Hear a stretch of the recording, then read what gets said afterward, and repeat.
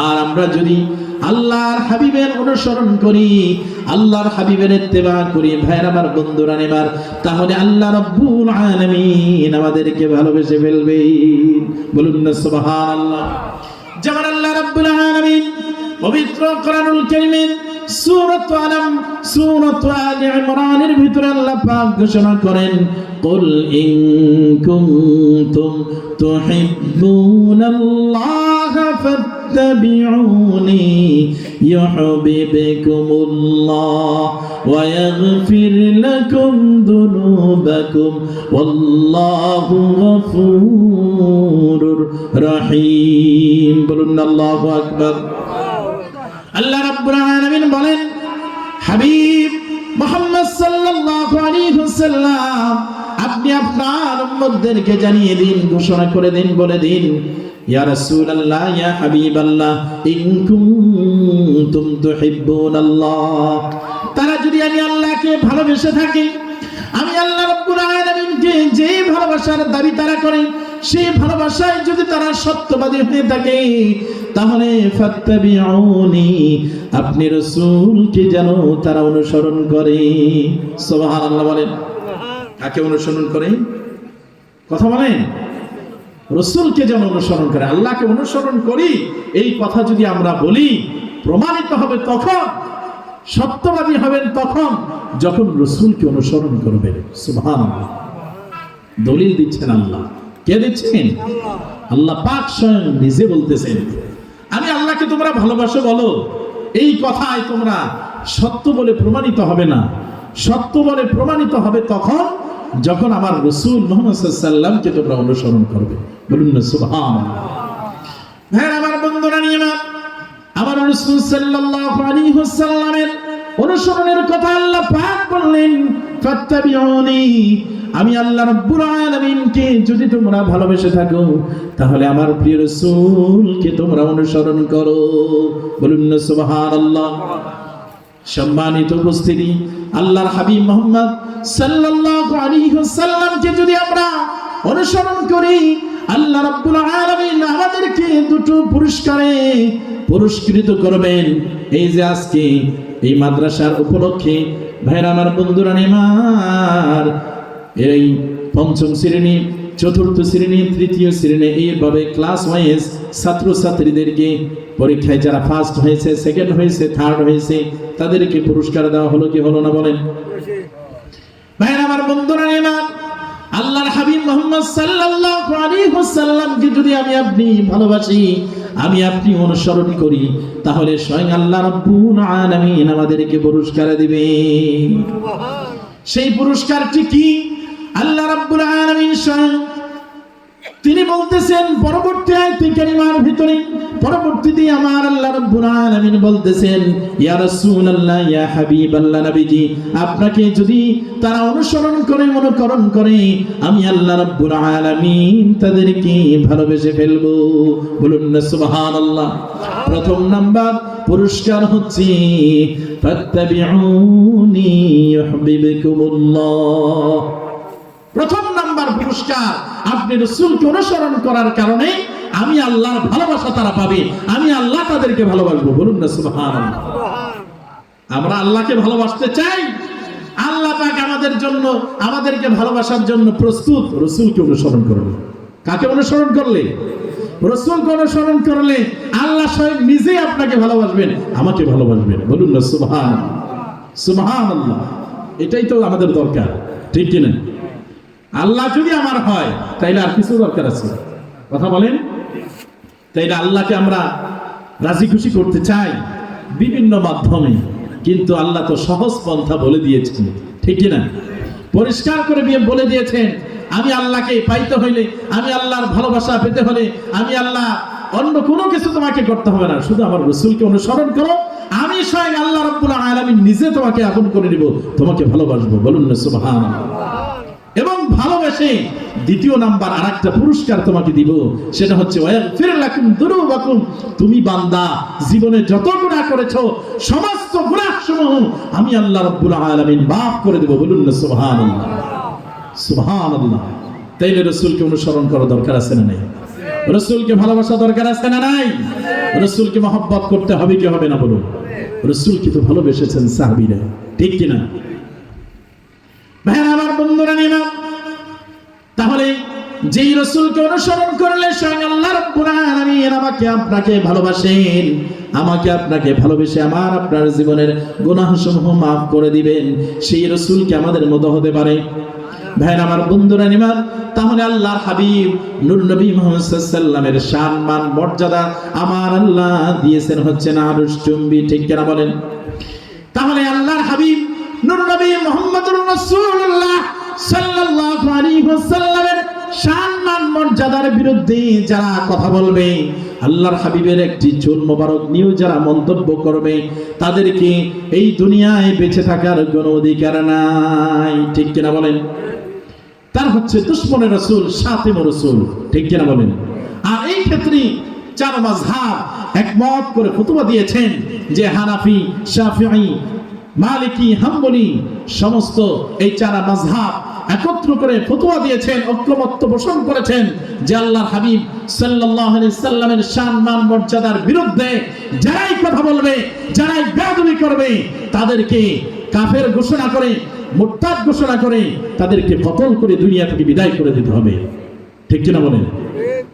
শুধু তাই নয়, তারা যদি তওবাও করে তাহলেও তাদের তওবাকে কবুল করা হবে না, তারপরেও তাদেরকে কতল করে দুনিয়া থেকে বিদায় করে দিতে হবে। আল্লাহু আকবার। আল্লাহর হাবিবের সম্মান মর্যাদা আল্লাহ কত দিয়েছেন, কারণ তিনি হচ্ছেন রাহমাতাল লিল আলামিন। তুমি কোথায় যাবে যেখানে আমার রাসূলের রহমত নাই? সুবহানাল্লাহ। আল্লাহর হাবিবের রহমতের বাইরে যাওয়ার কোনো সুযোগ আছে? কোনো সুযোগ নেই। আল্লাহর হাবিব হচ্ছেন আমাদের জন্য রাহমাতাল লিল আলামিন। সুবহানাল্লাহ, সুবহানাল্লাহ। ভাইরা আমার, বন্ধুরা নিলাম, আমার প্রিয় রাসূল হযরত মুহাম্মদুর রাসূলুল্লাহ সাল্লাল্লাহু আলাইহি ওয়াসাল্লামকে ভালোবেসেছেন হযরতে হানজালা রাদিয়াল্লাহু তাআলা আনহু। আমার প্রিয় রাসূল মুহাম্মদ সাল্লাল্লাহু আলাইহি ওয়াসাল্লামকে ভালোবেসে আল্লাহর হাবিবের মহব্বতে তিনি উহুদের যুদ্ধের ময়দানে তার স্ত্রীকে রেখে তিনি চলে গিয়েছিলেন, ঠিক কিনা বলেন? তার গোসল ফরজ, সেটার জন্য তিনি অপেক্ষা করেন নাই। স্ত্রীর কাছ থেকে বিদায় নিয়ে যুদ্ধের সরঞ্জাম নিয়ে উহুদের যুদ্ধের ময়দানে তিনি ঝাঁপিয়ে পড়েছেন। আল্লাহর হাবিবের মহব্বতে, আল্লাহর হাবিবের ভালোবাসায় তিনি যখন শুনতে পাইলেন যে দিনের নবী নাই, নবীজিকে নাকি উহুদে শহীদ করা হয়েছে, আল্লাহর হাবিব মুহাম্মদ সাল্লাল্লাহু আলাইহি ওয়াসাল্লামের প্রতি সাহাবীদের এতই ভালোবাসা ছিল, আল্লাহর হাবিবের প্রতি এতই মহব্বত ছিল, এতই দুর্বলতা ছিল আল্লাহর হাবিবের প্রতি। ভাইরা আমার, বন্ধুরা নিলাম, তারা ঘর সংসার, স্ত্রী, পুত্র, আত্মীয় স্বজন, নিজের জান মাল পর্যন্ত সব কিছু বিসর্জন দিয়েছেন, কিন্তু আল্লাহর হাবিবের মহব্বত থেকে তারা এক চুল পরিমাণও দূরে সরে যায় না। সব ত্যাগ করেছেন, কিন্তু আল্লাহর হাবিবের মহব্বত ত্যাগ করে নাই। সেই আল্লাহর হাবিব সাল্লাল্লাহু আলাইহি সাল্লাম তো ইন্তেকাল করেছেন প্রায় ১,৫০০ বছর, ঠিক কিনা? কত বছর? প্রায় ১,৫০০ বছর। যারা আমরা ইসলাম সম্পর্কে, আল্লাহর হাবিব সাল্লাল্লাহু আলাইহি সাল্লামের সম্মান সম্পর্কে আমরা শিক্ষা গ্রহণ করতেছি, জানতেছি, এগুলি জানতেছি আলেম ওলামাদের মাধ্যমে, ঠিক কিনা? আর আলেমদের ক্ষেত্রে আল্লাহর হাবিব বলেছেন, আল্লাহ উলামা ওয়ারাসাতুল আম্বিয়া, আলেমগণ হচ্ছে নবীদের ওয়ারিস। বলেন না সুবহানাল্লাহ। আলেমগণ কি? নবীদের ওয়ারিস। এই মাহফিলটি হচ্ছে মাদ্রাসার উদ্যোগে, ঠিক কিনা? মাদ্রাসার ছাত্র যারা আছেন তারা হচ্ছে তালবে ইলম। তারা যখন রাস্তায় হাঁটে, আল্লাহ পাকের রহমতের ফেরেশতাগুলো তাদের জন্য জান্নাতের ফুলের গালিচা বিছিয়ে দেয়, যেটা দিয়ে তারা হাঁটে। বলুন না সুবহানাল্লাহ। নূরের গালিচা দিয়ে তারা হাঁটে। সুবহানাল্লাহ, সুবহানাল্লাহ। তালবে ইলম যদি ইলম অর্জনরত অবস্থায় মারা যায়, আল্লাহ রাব্বুল আলামিন তাদেরকে তালবে ইলমের ওসিলায় তাদেরকে ক্ষমা করে দিবেন। সুবহানাল্লাহ, সুবহানাল্লাহ। কিসের ওসিলায়? ইলমের ওসিলায়, কোরআনের ওসিলায়, আল্লাহর হাবিবের সুন্নাহের ওসিলায়। সুবহানাল্লাহ সুবহানাল্লাহ। কোরআন তো আমাদের জন্য রাহমত, আমরা মুসলমান যেহেতু, ঠিক কিনা? কোরআন মুসলমানদের জন্য রাহমত, আর আমার প্রিয় রাসূল সমস্ত গোটা বিশ্ব জগৎ সমূহের জন্য রহমত। বলুন না সুবহানাল্লাহ। আর মানব জাতির জন্য হেদায়েত হচ্ছে কোরআনুল কারীম। হিন্দু বলেন, খ্রিস্টান বলেন, বৌদ্ধ বলেন, নাসারা বলেন, সকল ধর্মের, বর্ণের, বংশের মানুষের জন্য কোরআনুল কারীম হচ্ছে হুদাল লিন-নাস, হেদায়েত। বলুন না সুবহানাল্লাহ। আর শুধুমাত্র কেবলমাত্র একমাত্র মুসলমানদের জন্য রহমত হচ্ছে কোরআনুল কারীম। আর গোটা বিশ্ব জগৎ সমূহের জন্য রহমত হচ্ছেন আমার প্রিয় রাসূল মুহাম্মদ সাল্লাল্লাহু আলাইহি ওয়াসাল্লাম। সুবহানাল্লাহ সুবহানাল্লাহ। সেই নবীজির শানে দুরূদ ও সালাম পাঠ করেন স্বয়ং আল্লাহ নিজে। আল্লাহ পাক নিজে কার উপর দরুদ পড়েন? মুহাম্মদ সাল্লাল্লাহু আলাইহি ওয়াসাল্লামের উপর। আল্লাহ পাক এমন ভাবে আয়াতে কারিমার ভিতরে আল্লাহ পাক বলেছেন যা কোনো কালের সাথে আল্লাহ পাক সম্পর্ক রাখেন নাই। সুবহানাল্লাহ। আল্লাহ পাক অতীতে পড়েছেন এমন যে এখন পড়েন না, এমনটি নয়। আল্লাহ পাক বর্তমানে পড়েন, ভবিষ্যতে পড়বেন না, এমনটিও নয়। আল্লাহ পাক বলেছেন ইন্নাল্লাহা ওয়া মালাইকাতাহু ইউসাল্লুনা আলান নবী। আল্লাহর হাবিব মুহাম্মদ সাল্লাল্লাহু আলাইহি সাল্লামের শানে আল্লাহ পাক দরুদ পড়েন, এমন ভাবে আয়াতটি নাজিল করেছেন আল্লাহ পাক কোন কালের সাথে সম্পর্ক রাখেন নাই। তার মানে আল্লাহ অতীতেও পড়েছেন, বর্তমানেও পড়েন, ভবিষ্যতেও পড়বেন। বলুন না সুবহানাল্লাহ। এমন একটি সময় আসবে যে সময় আমি আপনি কেউই থাকবো না, ঠিক কিনা? কিয়ামত যখন সংঘটিত হবে কেউই তো থাকবে না, কোন সৃষ্টির অস্তিত্ব থাকবে না। যার যার আছে আল্লাহ পাক বলেন কুল্লু নাফসিন যায়িকাতুল মাউত, তাকে মৃত্যুর স্বাদ গ্রহণ করতেই হবে, তাকে মৃত্যু বরণ করতেই হবে, মৃত্যুর স্বাদ চাকতেই হবে। তাহলে আজরাইল আলাইহিস সালাতু সালামও কি বেঁচে থাকবেন? কথা বলেন। তিনিও তো মারা যাবেন, তিনি নিজের জান নিজেই কবজ করবেন। ভাইরা আমার, বন্ধুরা নিমার, তাহলে যখন কোন সৃষ্টি থাকবে না তখন আমার আল্লাহ থাকবে কিনা? কথা বলেন। আমার আল্লাহ যদি থাকে আমার প্রিয় রাসূলের উপর দরুদ পড়া জারি থাকবে কিনা বলেন? সুবহানাল্লাহ বলেন। সেই দরুদের অনুষ্ঠান কেন্দ্রিক একটা অনুষ্ঠান করে কিছু যুবক আল্লাহর হাবিব নূর নবী মুহাম্মদ সাল্লাল্লাহু আলাইহি ওয়াসাল্লামের শানে দরুদ পড়তে গিয়ে হাসাহাসি করেছেন, দেখেছেন আপনারা? কথা বলেন। তারা জন্মদিনের একটা কেক নিয়ে সামনে বসে দরুদ পড়তেছেন, মিলাদ পড়তেছেন, এবং তারা হাসাহাসি করে শেষে দাঁড়িয়ে সালাম দিতে গিয়ে তারা সালামের ভিতরেও হাসাহাসি করে আল্লাহর হাবিবের শানে দরুদের নামে আল্লাহর হাবিবের ইজ্জতের সাথে তারা বেয়াদবি করেছে, ঠিক কিনা বলেন? শেয়ারে ইসলামের সাথে তারা বেয়াদবি করেছে। এই রকম কুলাঙ্গার আল্লাহর হাবিব মুহাম্মদ সাল্লাল্লাহু আলাইহি ওয়াসাল্লামের সম্মান মর্যাদার বিরুদ্ধে যারা এরকম বক্তব্য দেয়, যারা আল্লাহর হাবিব সাল্লাল্লাহু আলাইহি ওয়াসাল্লামের সম্মান মর্যাদার বিরুদ্ধে যারা অনুষ্ঠান করে, যারা দরুদের নামে আল্লাহর হাবিবের সাথে বেয়াদবি করে, তাদের কি ঈমান আছে? কথা বলেন। ঈমান তো আমার রাসূলের মহব্বত, ঠিক কিনা বলেন? যাদের ভিতরে রাসূলের মহব্বত আছে সেই হচ্ছে ঈমানদার।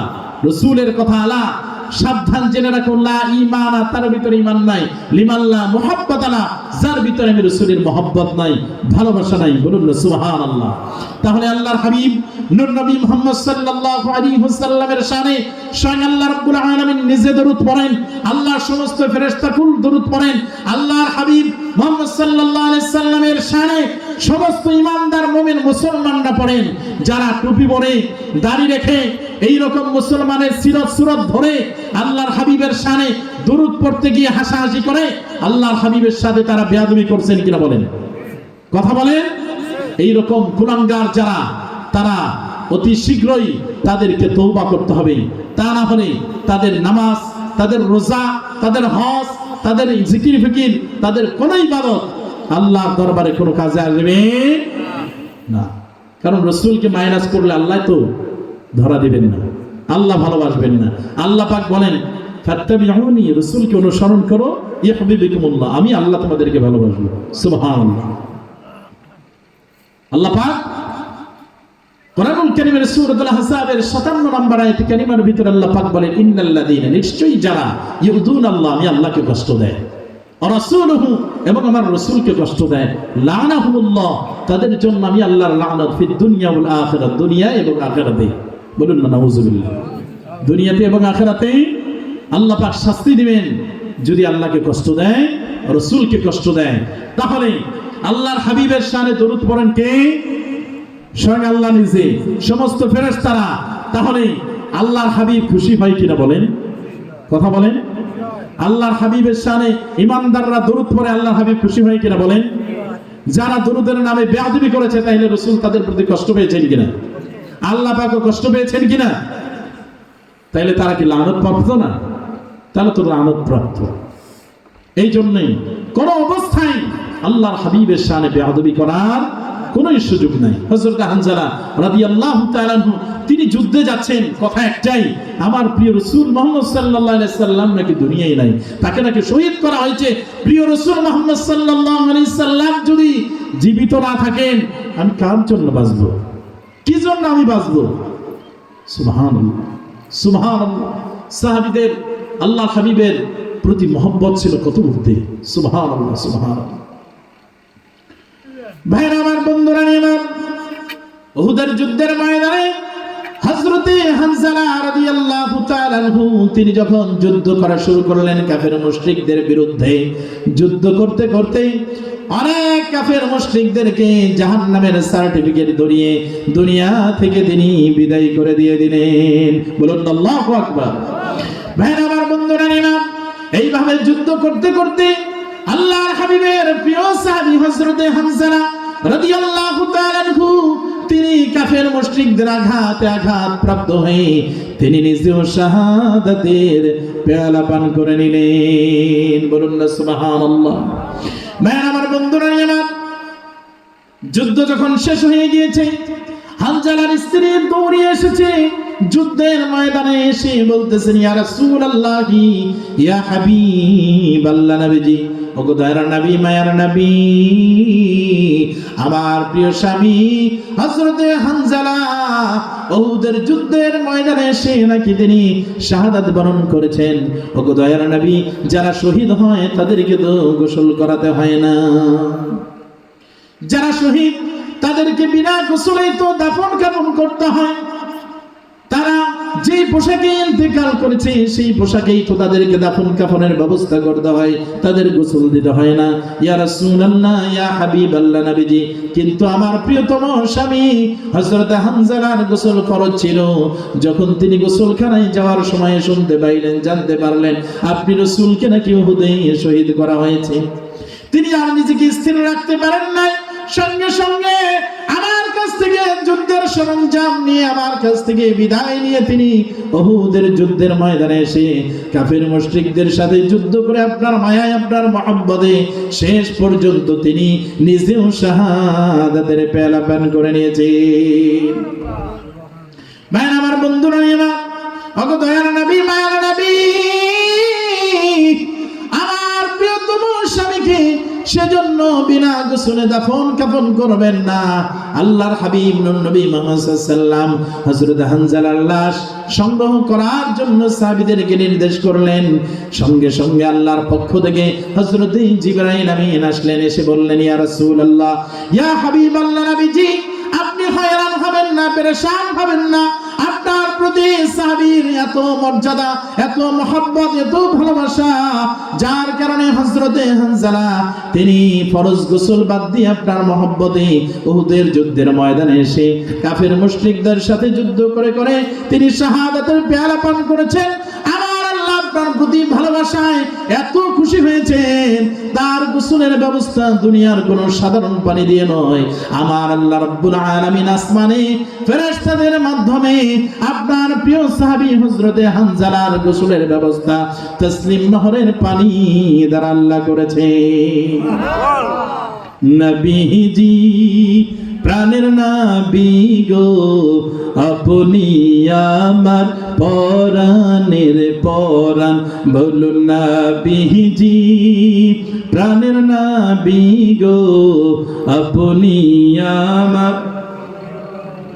পরাণ বলুন নবীজি প্রাণের নবী গো আপনি আমার পরাণের পরাণ আপনি তো আল্লাহরই প্রেম আপনার স্থান প্রেম হেরেম বল আপনি তো আল্লাহরই প্রেম আপনার স্থান প্রেম হেরেম আপনি সৃষ্টির প্রেম পরাণ বল নবীজি প্রাণের নবী গো আপনি আমার পরাণের পরাণ বলুন নবীজি প্রাণের নবী গো আপনি আমার পরাণের পরাণ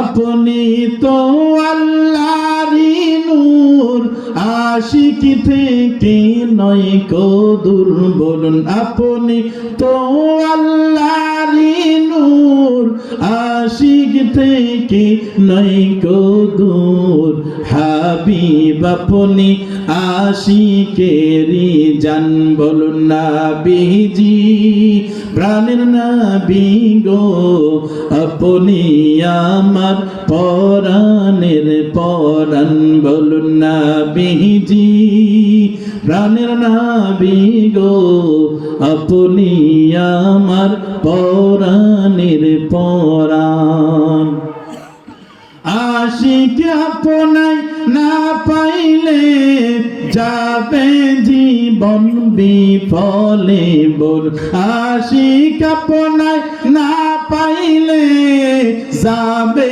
জীবন বিফলে দেখা দিয়া জোহরান গো পরাণ বলুন নবীজি প্রাণের নবী গো আপনি আমার পরাণের পরাণ বলুন নবীজি প্রাণের নবী গো আপনি আমার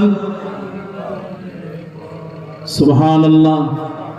নাথ শরীফ শুনতে কষ্ট লাগে, গাইতে কষ্ট লাগে। নাথ শরীফ গিয়েছেন সাহাবী হযরত হাসান বিন সাবিত রাদিয়াল্লাহু তাআলা আনহু। সুবহানাল্লাহ। তাহলে নাথ শরীফ গাওয়া সাহাবীদের সুন্নাত, ঠিক কিনা? নাথ শরীফ গাওয়া কাদের সুন্নাত? সাহাবীদের সুন্নাত। নাথ শরীফ যারা শুনলেন, শোনাটা আমার নবীজির সুন্নাত, বলুন না সুবহানাল্লাহ। হাসান বিন সাবিত রাসূলের সাহাবী, তিনি নাথ গিয়েছেন, আমার প্রিয় রাসূল মুহাম্মদ সাল্লাল্লাহু আলাইহি ওয়াসাল্লাম তিনি নাথ শুনেছেন। তাহলে গাওয়াটা সাহাবীর সুন্নাত, শোনাটা নবীজির সুন্নাত, বলুন না সুবহানাল্লাহ। এবং আবার রাসূল শুধু শুনেন নাই, শুনে খুশি হয়ে হযরত হাসান বিন সাবিত রাদিয়াল্লাহু তাআলা আনহুকে তিনি হাদিয়াও দিয়েছেন, বলুন না সুবহানাল্লাহ। সুবহানাল্লাহ। তিনি কত খুশি হয়েছেন, তিনি খুশি হয়ে হাদিয়া দিয়েছেন। সুবহানাল্লাহ। তাহলে অনেক খুশি হয়েছেন না? তাহলে হাদিয়া দেওয়া রাসূলের সুন্নাত। নাথ শরীফ শুনে হাদিয়া দেওয়া কার সুন্নাত? নবীজির সুন্নাত। সুবহানাল্লাহ সুবহানাল্লাহ। নাথ গাইলে রাসূলের প্রতি মহব্বত তৈরি হয়, ঠিক কি না? ভালোবাসা তৈরি হয়। রাসূলের ভালোবাসাই তো মুমিনের ঈমান। রাসূলের ভালোবাসা কার ঈমান? মুমিনের ঈমান। রাসূলের প্রতি যদি মায়া, মহব্বত, ভালোবাসা না থাকতো, তাহলে ফরজ গোসল বাদ দিয়ে কেউ উহুদে গিয়ে শাহাদাত বরণ করে, জীবন দেয়? কারণ একটাই, রাসূলের ভালোবাসা। কার ভালোবাসা? রাসূলের ভালোবাসা। কি ভালোবাসা! তারা বেসেছিলেন রাসূলকে। সুবহানাল্লাহ সুবহানাল্লাহ। ভাই আমার, বন্ধুরা আমার, আজকে এই মাদ্রাসার উদ্যোগে মাহফিল। মাদ্রাসাটাও হচ্ছে আল্লাহর হাবিবের তালবে ইলম। যারা তারা কোরআন সুন্নাহ থেকে ইলম অর্জন করে, মাদ্রাসা আল্লাহর হাবিবের, দয়া করে মায়া করে আল্লাহর হাবিব মুহাম্মদ সাল্লাল্লাহু আলাইহি ওয়াসাল্লামের এই মাদ্রাসায় যারা পড়ে তারা হচ্ছে আল্লাহর মেহমান। তারা কার মেহমান? তারা আল্লাহর মেহমান। মাদ্রাসায় পড়ে যদি একজন সন্তান হাফেজে কোরআন হয়, আমার প্রিয় রাসূল মুহাম্মদ সাল্লাল্লাহু আলাইহি সাল্লাম তার নূরের জবানে বলেছেন, ভাই আমার বন্ধুরা, আমার যাদের সন্তানগুলি মাদ্রাসায় পড়ে, মাদ্রাসার শিক্ষা ব্যবস্থায় যারা আছে, তারা তাদের সন্তানকে মাদ্রাসায় দিয়ে ঠকেন নাই। ভাইয়ের আমার বন্ধুরা, আমার আপনার সন্তান যদি কোরআনুল কারীমের হাফেজ হয়, আমার প্রিয় রাসূল বলেছেন, মান ক্বরাআল কুরআনা ফাস্তাযহারাহু ফাআহাল্লা হালালাহু ওয়া হাররামা হারামাহু আদখালাহুল্লাহুল জান্নাহ। বলুন সুবহানাল্লাহ। আল্লাহুম্মা সাল্লি আলা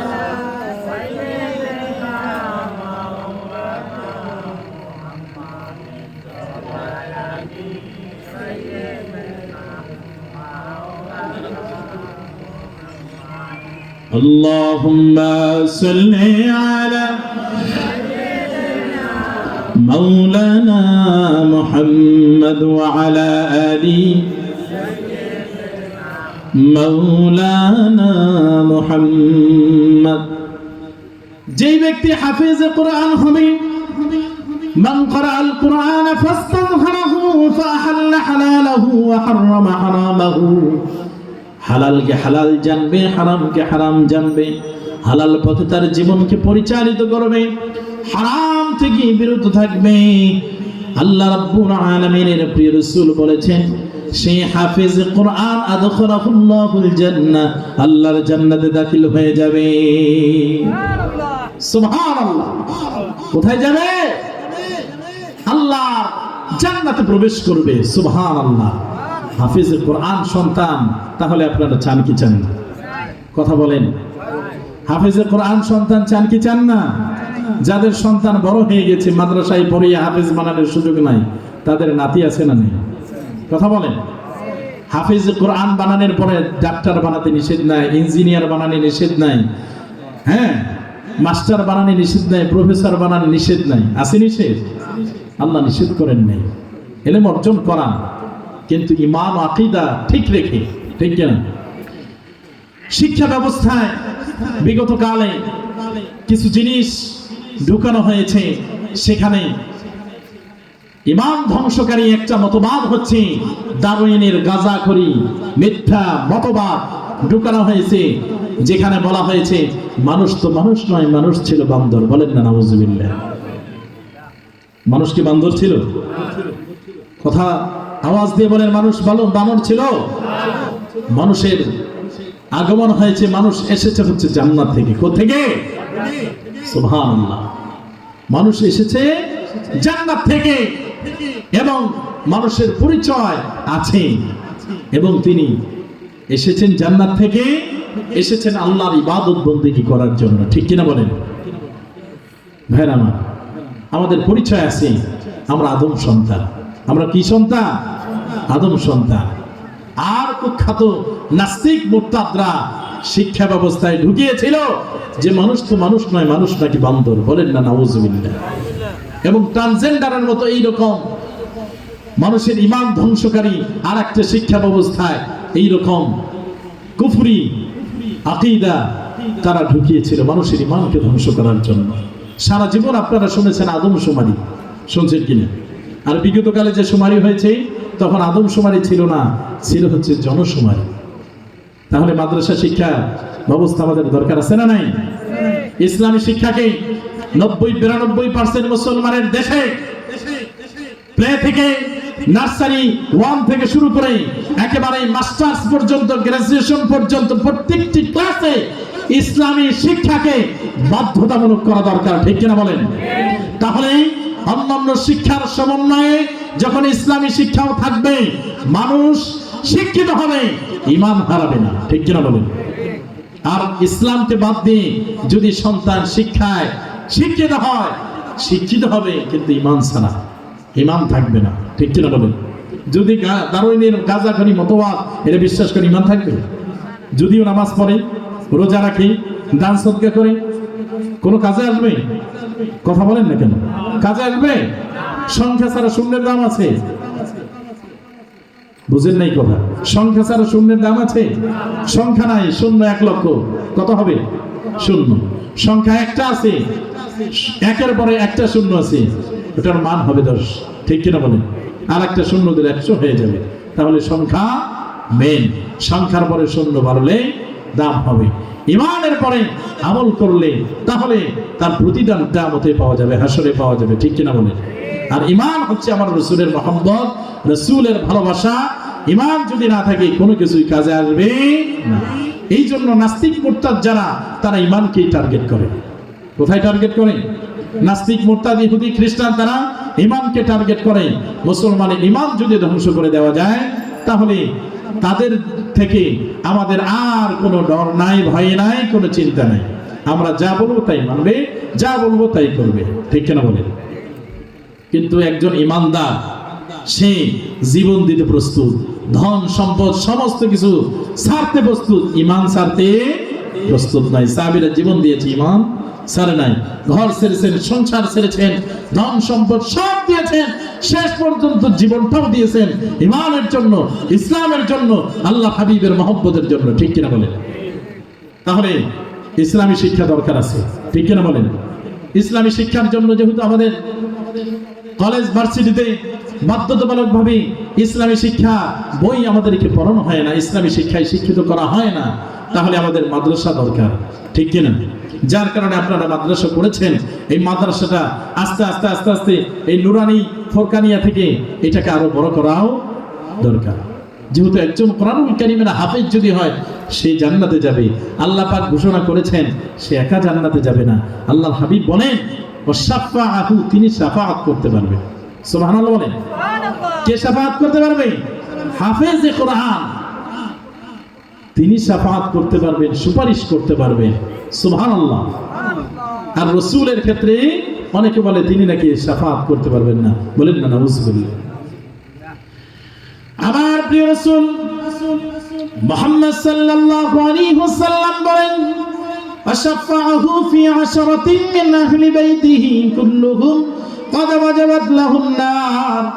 কোরআনুল কারীমের একজন হাফেজে কোরআন হালালকে হালাল জেনে হারামকে হারাম জেনে যদি তার জীবনকে পরিচালিত করে সে নিজেও জান্নাতে যাবে এবং সে নিজে একাই আল্লাহর জান্নাতে প্রবেশ করবে না। 10 জন জাহান্নামী ব্যক্তি যারা, তাদেরকে সুপারিশ করে ওই হাফেজে কোরআন জান্নাতে নিতে পারবে। তাহলে এইরকম হাফেজে কোরআন সন্তান আমরা চাই কি চাই না বলেন? এইরকম হাফেজ কোরআন নাতি আমরা চাই কি চাই না বলেন? ভাই আমার বন্ধুরা আমার, তাহলে হাফেজ কোরআন যদি আমরা সন্তান চাই, নাতি চাই, আল্লাহ রাব্বুল আলামিনের কাছে আমাদেরকে দোয়া করতে হবে এবং চেষ্টা করতে হবে সন্তানকে মাদ্রাসায় দিতে হবে। তাহলে মাদ্রাসায় সন্তান দিতে হবে, সন্তানও দরকার, তারপরে আমাদেরকে মাদ্রাসাও দরকার, ঠিক কিনা বলেন? মাদ্রাসা যদি না থাকে হাফেজে কোরআন করতে হবে, ঠিক কিনা বলেন? তাহলে হাফেজে কোরআনের জন্য মাদ্রাসাও দরকার, ঠিক কিনা? আপনাদের এখানে কি হেফজখানা চালু আছে? আচ্ছা, তাহলে হেফজখানাও চালু না, তাইলে এই সুযোগ লাভ করতে হলে হেফজখানা চালু করতে হবে। তাহলে আমরা মাদ্রাসাকে ভালোবাসি, মাদ্রাসাকে মহব্বত করি, আল্লাহর হাবিবকে মহব্বত করি, আল্লাহর হাবিবকে ভালোবাসি।